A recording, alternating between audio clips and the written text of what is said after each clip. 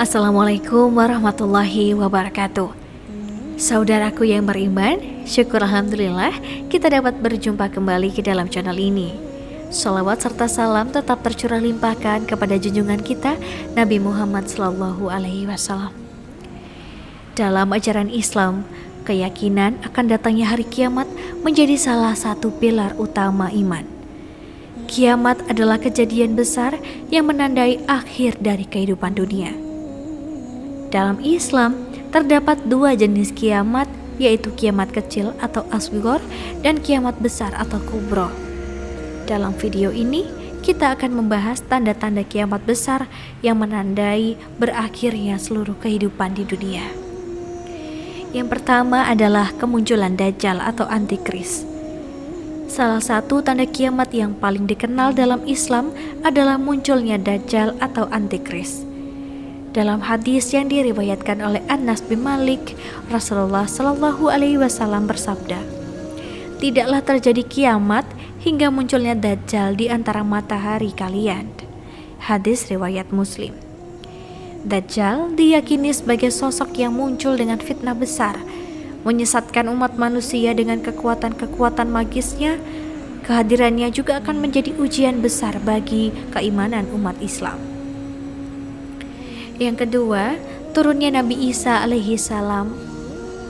Seiring dengan munculnya Dajjal, turunnya Nabi Isa alaihi salam juga menjadi tanda kiamat besar.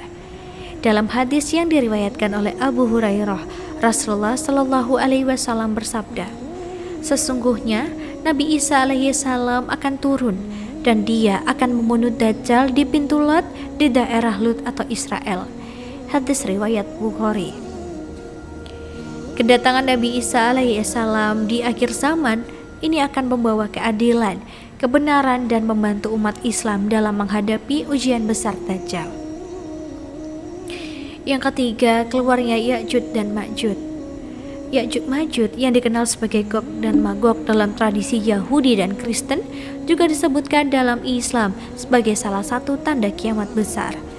Dalam hadis yang diriwayatkan oleh Zainab binti Jahsy, Rasulullah SAW memberitahu tentang keluarnya Ya'juj dan Ma'juj.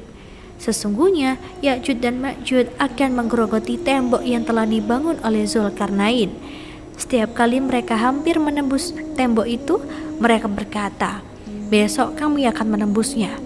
Kemudian mereka kembali dan tembok itu akan ditutup kembali.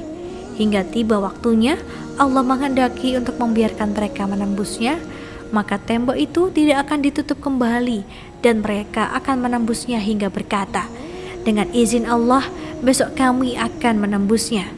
Kemudian mereka akan mengembalikan persediaan mereka. Hadis riwayat Bukhari dan Muslim. Yang keempat, munculnya hawa neraka. Hawa neraka atau angin yang membawa bau busuk dan kematian juga dijadikan sebagai salah satu tanda kiamat besar. Dalam hadis yang diriwayatkan oleh Abu Hurairah, Rasulullah SAW bersabda, "Sesungguhnya di antara tanda kiamat itu adalah ketika hawa neraka yang besar akan muncul membawa bau busuk dan membawa maut." Hadis riwayat Muslim. Yang kelima, lebaran harta dan kemakmuran yang berpenting dalam masyarakat. Dalam hadis yang diriwayatkan oleh Abu Hurairah, Rasulullah SAW bersabda, "Sesungguhnya dunia ini akan berputar dan harta kekayaan akan dilapangkan bagi kalian. Kemudian kalian akan melihat hal itu hingga seseorang tidak akan menerima sedekah." Hadis riwayat Bukhari dan Muslim. Tanda kiamat besar ini mencerminkan keadaan masyarakat yang semakin materialistik dan harta yang semakin dihargai ketimbang nilai-nilai spiritual. Yang keenam, perpecahan umat Islam dan meningkatnya kecurigaan antar sesama. Dalam hadis yang diriwayatkan oleh Tauban, Rasulullah SAW bersabda, "Akan datang suatu zaman di mana umatku akan terpecah belah menjadi 73 golongan. Semuanya masuk neraka kecuali satu golongan." Para sahabat bertanya, "Golongan yang mana itu wahai Rasulullah?" Beliau menjawab, golongan yang berada di atas apa yang aku dan sahabatku berada saat ini. Yang ketujuh, meningkatnya kejahatan dan kemungkaran. Dalam hadis yang diriwayatkan oleh Abu Hurairah, Rasulullah Shallallahu Alaihi Wasallam bersabda, akan datang suatu zaman di mana seseorang yang sedang berjalan melihat yang lain berjalan. Lalu ia berkata, "Wahai Fulan, kenapa kau melihat aku?" Sementara keduanya tidak ada lagi hubungannya satu sama lain. Dan akan datang suatu zaman di mana orang akan mendatangi kubur lalu bertanya kepada mayat, "Kenapa kamu mati?" Hadis riwayat Bukhari. Yang kedelapan, munculnya api besar yang menggerakkan manusia menuju tempat kiamat. Dalam hadis yang diriwayatkan oleh Abu Hurairah, Rasulullah Shallallahu Alaihi Wasallam bersabda, tidaklah terjadi kiamat hingga api besar keluar dari tanah Hijaz, menghantarkan manusia ke tempat mereka dikumpulkan. Hadis riwayat Muslim. Yang kesembilan, meningkatnya ketamaan dan keserakahan.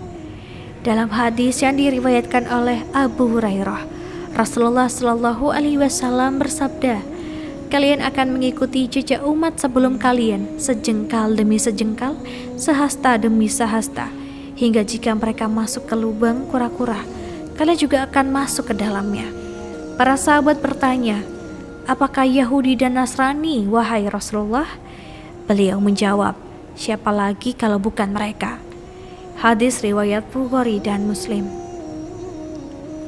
Yang ke-10 adalah pelimpahan ilmu pengetahuan dan kejahilan moral. Dalam hadis yang diriwayatkan oleh Abu Hurairah, Rasulullah Shallallahu Alaihi Wasallam bersabda, akan datang suatu zaman di mana orang akan mendapatkan ilmu pengetahuan, tapi kehilangan moral dan juga adab. Hadis riwayat Bukhari. Mengenali tanda-tanda kiamat besar dalam ajaran Islam bukan hanya sebagai pengetahuan, tapi juga sebagai panggilan untuk kita lebih bisa merenung dan memperbaiki diri.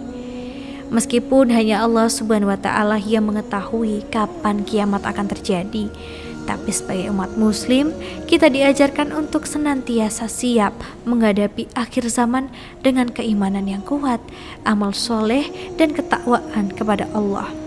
Semoga kita semua diberikan petunjuk dan kekuatan untuk selalu mengarungi tiap ujian dan mencapai kebahagiaan di dunia dan akhirat. Akhirul kalam, semoga bermanfaat dan membawa berkah untuk kita semua. Wassalamualaikum warahmatullahi wabarakatuh.